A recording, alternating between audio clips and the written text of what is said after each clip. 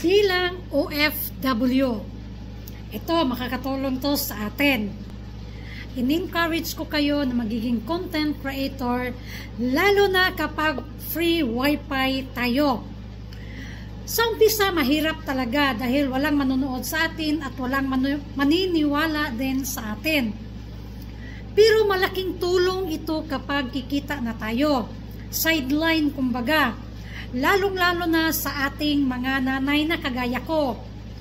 Kung kikita na tayo kahit man lang 3,000 pesos or 5,000 pesos na dagdag sa kita natin bilang OFW, is malaking kita na yon at makakaipon na tayo. Kaya habang free wifi tayo at free tayo, may time tayo, kahit reels lang, kasi yung reels hindi mahirap gawin ang video niya dahil maiksi lang.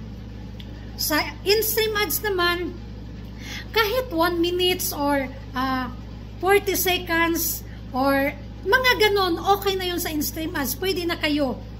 So, ano pang hinihintay natin? Mga nanay na nasa Pilipinas, in-encourage ko kayo dahil pagkakataon na ito, walang age limit dito, as long na gagawa ka lang ng video, gandahan mo lang, tapos original, huwag mong lagyan ng music para ma-monetize kayo agad-agad.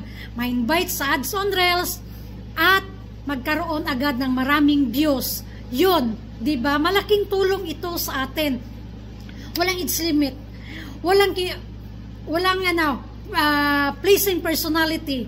Kahit may kapansanan o ano ka man, basta magiging content creator at mag-upload ka lang ng mga video, i-open ang dashboard mo, yun lang talaga at bawal magkaroon tayo ng violation. Ito lang talaga ang pagsikapan natin. So ano pang hinintay natin mga nanay, panahon na para magkaroon tayo ng sideline. Ito na, kagaya sa akin, baguhan pa lang, pero kumikita na kahit pa konti-konti man lang. Diba? Alhamdulillah.